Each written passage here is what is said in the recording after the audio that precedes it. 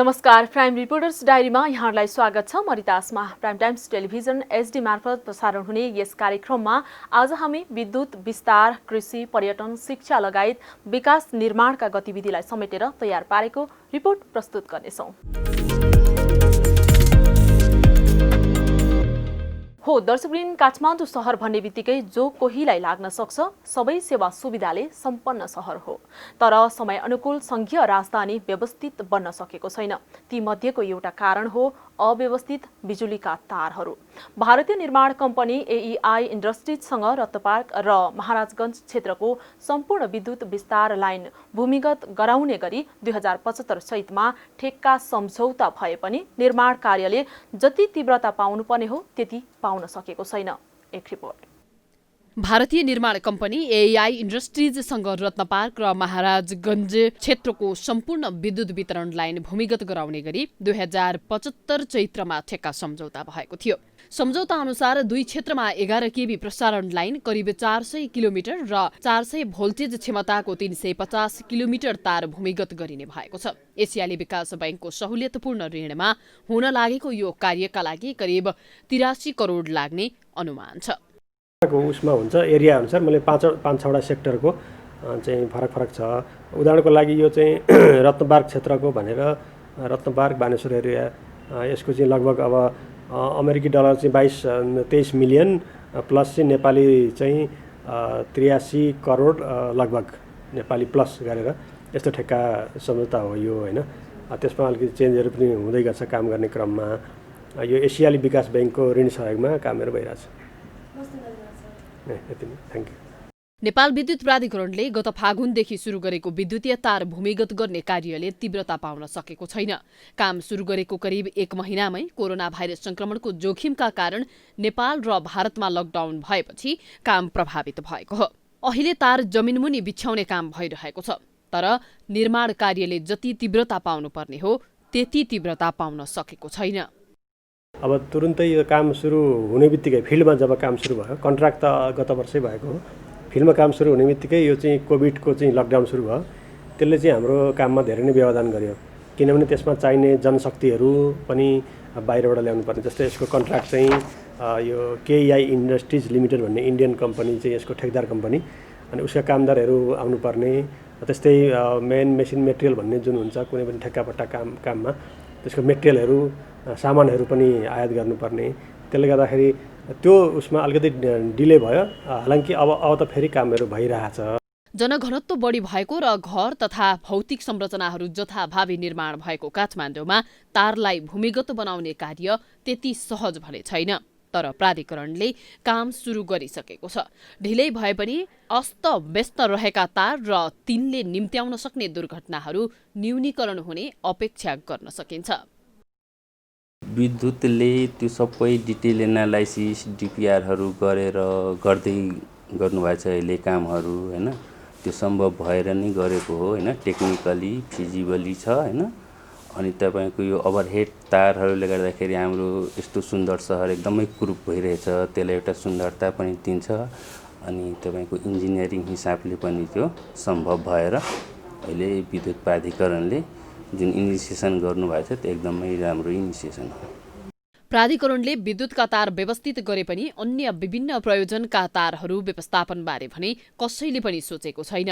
Telephone, internet, cable लगायत विभिन्न प्रयोगका लागि वितरण गरिएका तारहरू पनि व्यवस्थित गर्न सके शहरको सुन्दरता देखिने थियो कि। उज्जवल सापकोटाका साथमा लक्ष्मी विश्वकर्माको रिपोर्ट।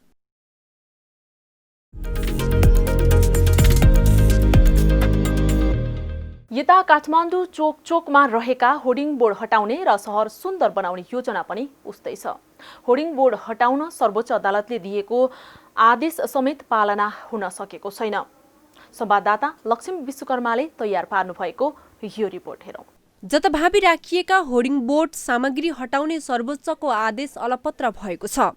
काठमाडौँ महानगरपालिका असफल निकायका रूपमा चिनिँदैछ भने थाहा पाउन यो भन्दा अर्को उदाहरण खोज्नु पर्दैन। जनताको आवश्यकता अनुसार काम गर्नुको साटो सार्वजनिक गरिएका प्रतिबद्धता समेत लत्ताइएका छन्। सर्वोच्च अदालतले दिएका कतिपय आदेश समेत महानगरले पालना नगर्दा काठमाडौँ शहर थप अव्यवस्थित र कुरूप बन्दै गएको छ। अदालतले 2072 साल भदौ 16 गते काठमाडौँ महानगरभित्र जताभावी राखिएका होर्डिङ बोर्ड र विज्ञापन सामग्री हटाउन आदेश दिएको थियो। महानगर विरुद्ध सर्वोच्च अदालतमा अदालतको अपहेलना सम्बन्धी रिट दर्ता भएपछि महानगरले होर्डिङ बोर्ड हटाउन खोजेको जस्तो गर्यो। तर महानगरले अदालतको आदेश नमान्दा अहिले पनि त्यस्ता विज्ञापन सामग्रीले काठमाडौँ शहर कुरूप बनाएको छ। अधिकांश ठाउँमा अहिले पनि विज्ञापन, होर्डिङ बोर्ड, भित्ते लेखन, भित्तामा टाँसिएको पोस्टर लगायतका सामग्री यथावत नै रहेको छ। यता महानगरले भने काठमाडौँभित्र रहेका 3000 बोर्ड हटाएको दाबी गरेको छ। होइन, तपाईँको अब यता त्रिपेश्वर हटायौँ, बानेश्वर हटायौँ, थापथली हटायौँ, त्यसपछि मेन चोकमा सबै हटाइसकेका छौँ। अब तपाईँ देख्नुहुन्न, देखे पनि अलिकति त्यो चाहिँ के भन्दा बिगारेको भनौँ न, अलिकति छेदविच्छेद भएको जस्तो चाहिँ देखिन्छ होइन। प्रायः जस्तो हामी सबै हटाइसकेका छौँ। मेन चोकमा केही नभए पनि 3-4 हजार जति त्यो चाहिँ साना ठुला गरेर चाहिँ हामीले हटाइसकेका छौँ। कानुन अनुसार सम्झौता गरेर राखिएका विज्ञापन सामग्रीसँग सम्बन्धित व्यक्तिलाई पनि उनीहरूका सामग्री हटाउन भनिएको थियो। यता होर्डिङ बोर्ड राख्ने व्यापारीहरूलाई भने अहिलेसम्म औपचारिक जानकारी दिएको छैन। आएको छैन, हटाइदिनु पर्छ भनेर कि हामी हटाइदिन्छौँ। हामीले चाहिँ होर्डिङ बोर्डले केही हुनेवाला छैन। हामीले त सामान सस्तो बेच्नु परिरहेछ, सस्तो बेच्नु पाए हुन्थ्यो। जताभावी राखिएका होर्डिङ बोर्ड अर्थात् विज्ञापन सामग्रीले सहरको सुन्दरता नै हराएको छ। अलिकति यो व्यवस्था भएन क्या, ठ्याक्क म्यानेजमेन्ट गरेर अलि राम्रोसँग राखेको चाहिँ राम्रै देख्थ्यो होला। जताततै राखिदिइरहन्छ, बाटोमै राखिदिइरहन्छ, यो बाटो फुटपाथतिर भइरहन्छ, अलि मिसम्यानेजमेन्टै छ। महानगरपालिका त के त्यो हावा जस्तो मेयरले केही कामै गरेन भन्ने केही कुरै भएन के, त्यही अब अलिकति त्यो ट्याक्स आउँछ भन्ने सुने यसको, त्यही भएर नै होला। सरलाई पनि अब सबै नै बनाएको छ, अब देख्न सक्नुहुन्छ हजुरहरूले नि होइन। अब हामी त झन् यो मेन ठाउँमै छौँ, पार्लियामेन्ट अफिसको अगाडि। त्यही हो, मलाई चाहिँ एकदम सबै नै तुल्याएको छ। त्यसले गर्दा धेरै जनघनत्व रहेको काठमाडौँ महानगरभित्र धेरै व्यथिति छन्। तिनको अन्त्यका लागि महानगर गम्भीर बन्न अब भने ढिला गर्नु हुँदैन। क्यामेरामा मिलन मगरका साथ लक्ष्मी विश्वकर्मा, काठमाडौँ।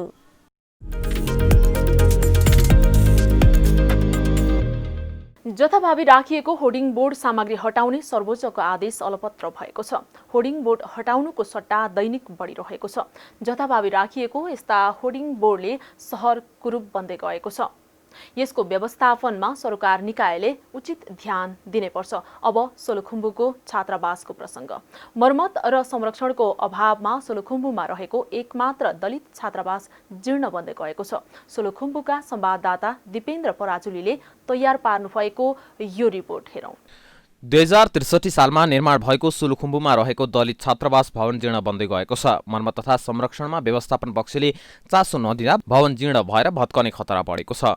सोलु दुधकण्ड नगरपालिका 5 सल्लेरी स्थित तत्कालीन हिमाली उत्पीडित समुदाय उत्थान मञ्च सोलुखुम्बुले सञ्चालन गरेको दलित छात्रावास अव्यवस्थित बनेको विद्यार्थीको गुनासो छ।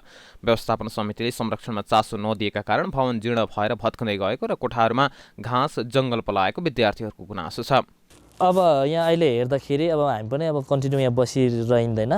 अब हामी आउँदाखेरि निस्किने गर्दाखेरि चाहिँ धेरै समस्याहरू छन्। अब जस्तो खानेपानीको समस्या भयो होइन, शौचालयको समस्या भयो, भित्रको फोहोरहरू भयो, धेरै समस्याहरू छ। अब जस्तो यहाँ खानेपानीको समस्या के छ भन्दाखेरि पानी भनेको त्यहाँनिर फोहोर पानीहरू यताउताबाट आएको पानी जम्मा भएर त्यो पानी चाहिँ खाने गर्थ्यौँ हामी पहिला चाहिँ। अहिले पनि त्यस्तै स्थिति छ कि यो मासतिरबाट धेरै अब यहाँको बासिन्दाहरूले फोहोर फाल्ने त्यो जङ्गलकै पानी हामीले पिउने गरेको थियौँ। अहिले पनि त्यस्तै छ समस्या।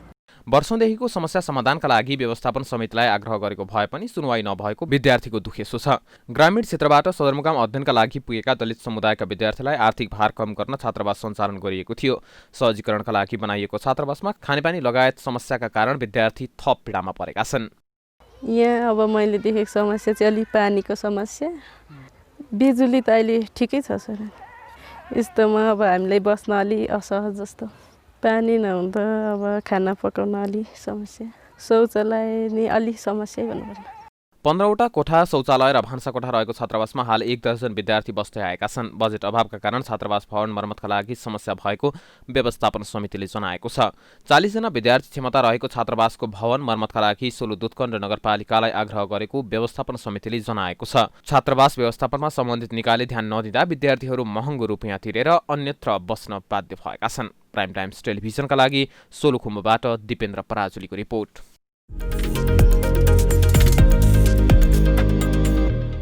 आर्थिक अवस्था कमजोर भएको दलित विद्यार्थीलाई अध्ययनमा सहयोग पुर्याउन छात्रावासको व्यवस्था गरिएको थियो। तर छात्रावास निर्माण भएको झण्डै 15 वर्ष बितिसक्दा समेत छात्रावास मर्मत तथा व्यवस्थित नहुँदा जीर्ण भएर भत्किने खतरा बढेको छ।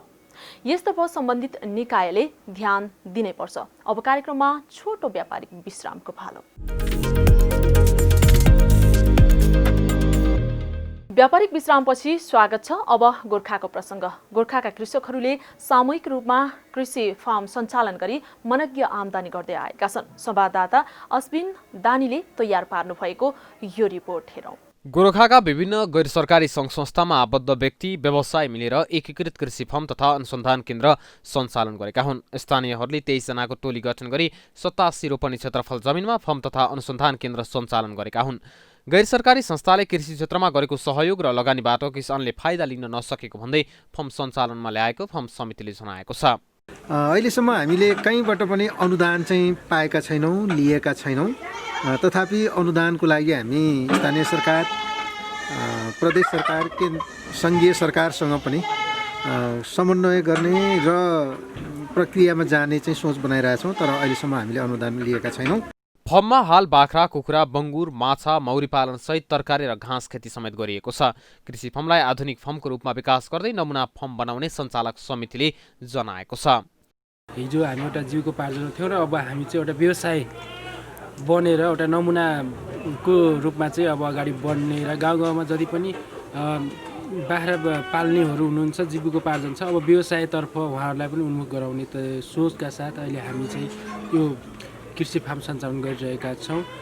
फर्म सञ्चालन भएपछि 5 जना स्थानीयले पूर्ण रूपमा रोजगारी पाएका छन् भने अन्यले आंशिक रोजगारी पाएका छन्। सरकारले कृषिमा लाग्ने र लागेका युवाहरूलाई प्रोत्साहन गर्नका लागि वर्षेनी करोडौँ रुपियाँ बजेट विनियोजन गर्दै आएको छ। तर सरकारको अनुदान वास्तविक किसानले पाउन सकेका छैनन्, जसका कारण हरेक वर्ष बेरोजगार युवाहरू वैदेशिक रोजगारीमा जाने गरेका छन्। वास्तविक किसानको पहिचान गरी कृषकलाई प्रोत्साहन गर्न सके युवाहरू पनि कृषिमा आकर्षित हुने देखिन्छ। प्राइम टाइम्स टेलिभिजनका लागि गोरखाबाट अश्विन दानीको रिपोर्ट।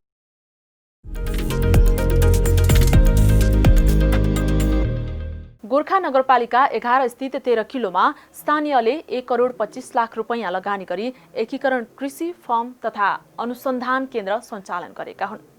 फर्म सञ्चालन भएपछि यहाँका स्थानीय स्वरोजगार बन्दै गएका छन्। गोर्खामा मात्र होइन, उदयपुरका कृषकहरू पनि पछिल्लो समय आत्मनिर्भर बन्दै गएका छन्। यो रिपोर्ट हेरौँ। उदयपुरको ताप्ली गाउँपालिका 2 पुल्टारका स्थानीयले व्यावसायिक रूपमा बाख्रा पालन गर्दै आएका छन्। स्थानीय कृषक रामबहादुर मल्लले 2064 सालदेखि व्यावसायिक रूपमा बाख्रा पालन सुरु गरेका हुन्। सुरुमा FAO संस्थाबाट एउटा बाख्रा उपहार पाएका उनले पछि आफैले बाख्रा थप्दै व्यवसाय सुरु गरे। अहिले उनीसँग 168 वटा खसी बाख्राहरू रहेका छन्। बाख्रा पालन व्यवसायबाट उनले वार्षिक 8 देखि 10 लाखसम्म आमदानी गर्दै आएका छन्। उनले पालेका बाख्रा काठमाडौँ लगायत सहरहरूमा खपत हुने गरेको छ। अहिले मेरो 8 लाखभन्दा माथि आमदानी हुन्छ र वर्षको 81 वटासम्म मैले चाहिँ अन्य क्षेत्रमा पठाउने गरेको छु। 15-20 वटा खसी पनि बेच्ने गरेको छु र गाउँघरमा पाठापाठी ब्याउनेहरू उसलाई दिउको लागि त्यो पनि बेच्ने गरेको छु र यसै साल मात्रै मैले 8,87,500 रुपियाँको मैले चाहिँ बिक्री गरेको छु। मल्ल मात्र नभई ताप्ली गाउँपालिकाका अन्य वडाका कृषकहरू व्यावसायिक रूपमा बाख्रा पाल्दै आएका छन्। बाख्रा पालनबाट सफलता पाएसँगै अन्य कृषकहरू पनि व्यावसायिक बाख्रा पालनमा आकर्षित भएका छन्।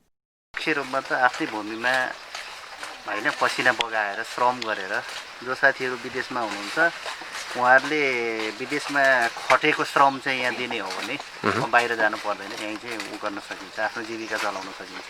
तपाईँको चाहिँ बाहिर बसेर अब तपाईँको अर्काको देशमा बसेर अर्काको चाहिँ नि के भन्छ दासको रूपमा काम गर्नुभन्दा आफ्नो स्वतन्त्र लगनशील र मेहनत गरे स्वदेशमै राम्रो आमदानी गर्न सकिन्छ भन्ने उदाहरण उदयपुरका कृषकहरूले दिएका छन्। तर मेहनती हातहरूलाई स्थानीय सरकार तथा सरकारवाला निकायले सहयोग गर्नुपर्ने देखिन्छ। प्राइम टाइम्स टेलिभिजनका लागि उदयपुरबाट राकेश नेपालीको रिपोर्ट।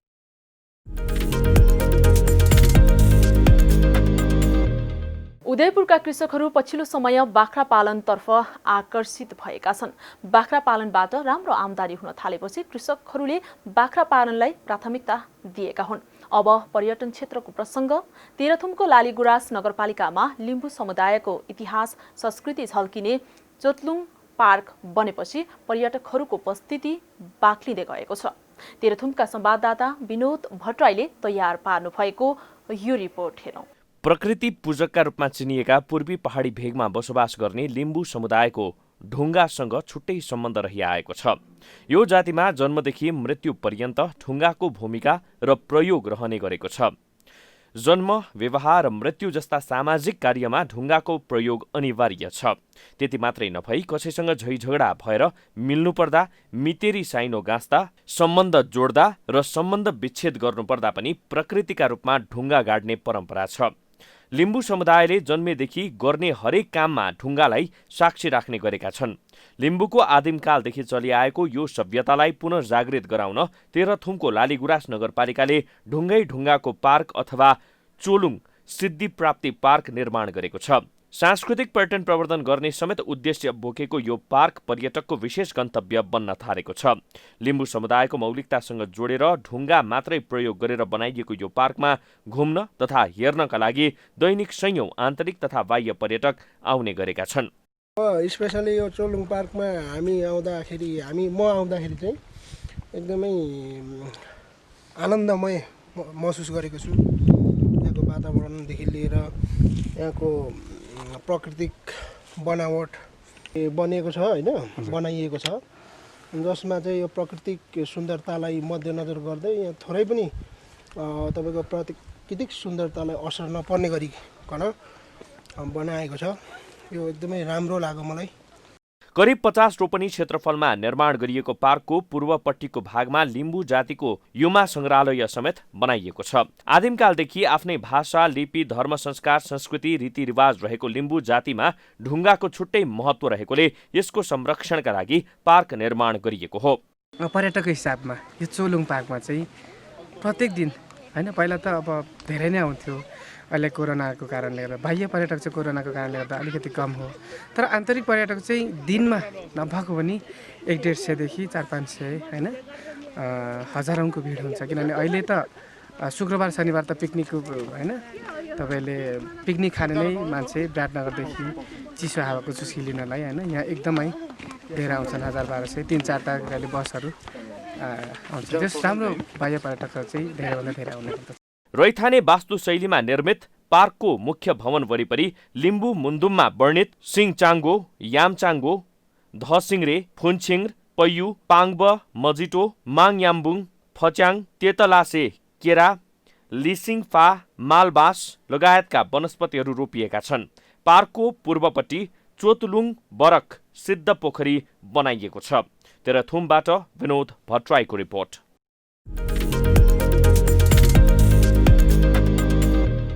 लिम्बू संस्कृतिमा ढुङ्गाको ठूलो महत्त्व छ।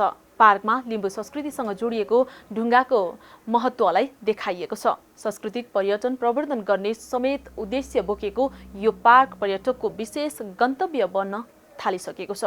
लिम्बू समुदायको मौलिकतासँग जोडेर ढुङ्गा मात्र प्रयोग गरेर करिब 50 रोपनी क्षेत्रफलमा निर्माण गरिएको पार्कमा घुम्न तथा हेर्नका लागि दैनिक आन्तरिक तथा बाह्य पर्यटकहरू आउन थालेका छन्।